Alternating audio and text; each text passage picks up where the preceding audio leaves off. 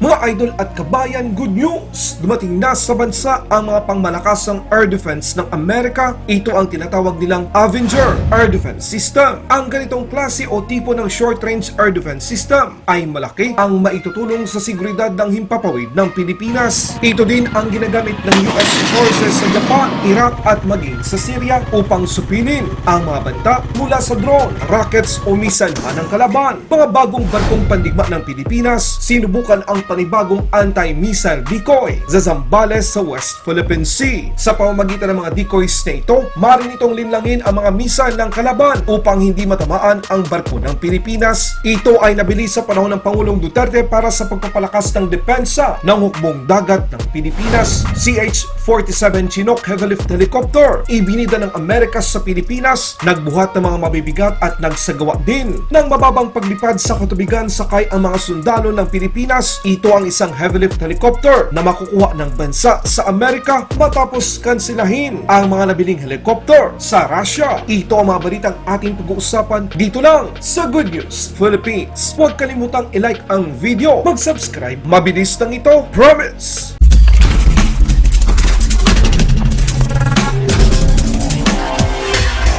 Hindi bababa sa 4 na short-range air defense system na mula sa Amerika ang dumating sa Pilipinas para sa nalalapit na pinakamalaking war games sa pagitan ng United States Air Force at Armed Forces of the Philippines dito sa bansa. Ang Avenger Air Defense System ay isang fully automated short-range air defense system, ay ang pangunahing air defense system o mas kilala sa tawag na shoot on the move ng US Army. Ito ay isang magaan mobile, ibig sabihin madaling ilipat kahit saan, madaling lagyan ng surface to air missile firing unit na may 8 Stinger missile sa 2 missile pad nito. Ito ay nakakakuha, nakikilala, sinusubaybayan at pag-ugnayan sa mga target, halimbawa sa mga low-flying helicopter o fixed-wing aircraft na nakatigil o gumagalaw man na posisyon. Ang infrared system nito, computer, mga kagamitan sa komunikasyon at laser range finder ay kayang makita ang mga target sa araw man o gabi. Armado ito ng 8 FIM-92 Stinger missiles. Ito yung sinasabi natin na kapag merong EDCA site dito sa Pilipinas, kulang man ang gamit pang depensa ng Armed Forces of the Philippines, siguradong magdadala naman ang US forces ng ganitong mga uri o mas mahigit pang defensive capability sa Pilipinas upang protektahan ang bansa. Sa madaling salita, kakaroon ang Pilipinas ng mga kapabilidad na supilin ang mga posibleng banta sa tulong ng mga kagamitan at puwersa ng mga Amerikano. Sa ibang balita naman, inanunsyo ng Philippine Navy nitong Martes na sinubukan nila ang kanilang bagong nakuhang Bullfighter Chaff anti-missile decoy sa karagatan ng Zambales sa West Philippine Sea noong ika-24 ng Marso taong kasalukuyan. Ang BRP Jose Rizal FF-150 at BRP Antonio Luna FF-151, mga barkong pandigma ng Pilipinas, ay nilagyan ng mga pangdepensang armas laban sa mga missile ng kalaban. Ito ay kabilang sa mga nabili sa panahon ng Armed Forces of the Philippines Modernization Program Horizon 2 sa ilalim ng Duterte administration. Ang Bullfighter ay isang bagong henerasyon ng 130mm decoys para sa super rapid blooming offboard shaft at sa iba pang 130mm launcher system upang protektahan ang mga sasakyang pandagat ng Pilipinas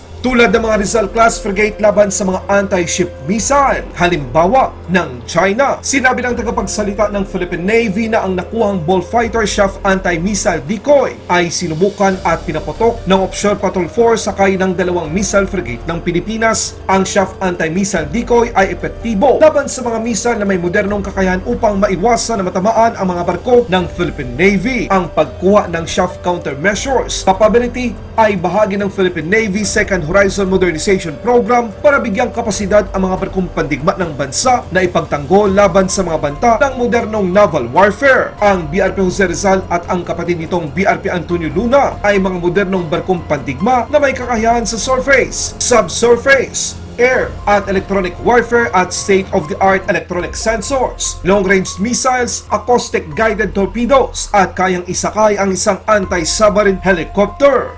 Even when you feel low, you can still go. Even when you feel slow, you can still go. Even when there's no hope, you can still go. I never answer to no, man, I still go. Go, go, go, go, go, go, go, go, go, go, go, go. Yo, go, go, go. Hustle hard, hustle every single day. I I'll be making moves till I'm buried in my grave. Sa ibang balita naman, nagsagawa ng sling load exercise ang tropa ng Philippine Army at U.S. Army Pacific na kinakasangkutan ng mga helikopter noong ika-27 ng Marso taong kasalukuyan bilang bahagi ng salaknib drills ngayong taon. Sa isang pahayag nitong Martes, sinabi ng Philippine Army spokesperson Colonel Sarces Trinidad na ang mga pagmaniobra na ito ay kinakasangkutan ng iba't ibang helikopter ay naganap sa Sagana Patrol Base, Fort Magsaysay, Nueva Ecija. Ang highlight ng pagsasanay ay ang sling load training, kung saan ang mga sundalo ay nilagyan ng mga artillery, mga truck ng militar at mga crates ang heavy lift helicopter, CH-47 Chinook at maging ang Black Hawk helicopter gamit ang mga sling set, cargo net at iba pa. Sinabi ng Philippine Army spokesperson Colonel Trinidad na ang sling load equipment ay nagpapahintulot sa mga unit na maiwasan ang anumang mga sagabal na maaring makahadlang sa kanila upang agarang maabot ang kanilang target na destinasyon. Noong ika-25 ng Marso, nagsagawa din ang Philippine Army at United States Army Pacific ng Helo-class exercise, isang airborne technique na nagpapahintulot sa mga Special Operation Forces na pumasok sa isang lugar sa pamamagitan ng direktang pagtalon mula sa isang helicopter patungo sa tubig bilang bahagi ng patuloy na salaknib exercise. Dagdag pa niya, ang Helo-class exercise ay bahagi ng nagpapatuloy na unang yugto ng salaknib. Mga kabayan, para lang sa inyong kaalaman, ang nangyayaring salaknib 2023 sa kasalukuyan ay unang phase pa lang, kung saan ang nasa 3,000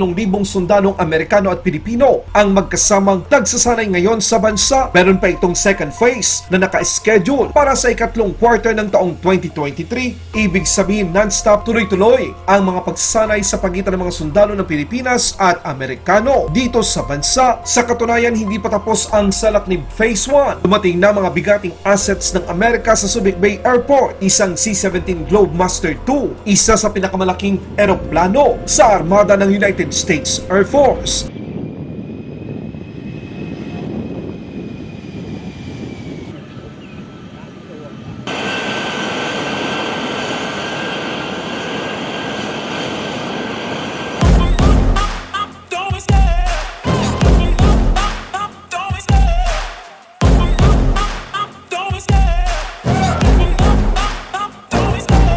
Love the chase and the hunt, and I set the pace when I'm running. I always take what I want and I always give it 100. Don't need a bank, no I'm funded. Play the game like it's nothing. I'm always thankful for something. Don't take for granted, stay humble. Now wake up! It's time to look at the enemy. Look in the mirror if he is no friend to me. It's not working out, maybe it's the chemistry. It's time to break up so I can make a better me. Better believe in your mind, cause it's everything. You can mold, shape, find almost anything. All it takes is some time and some clarity to find. Maraming salamat ang tagahatid ng balita. Good News Philippines. Mabuhay ang mga Pilipino. Mabuhay ang Pilipinas. Laban Pinas.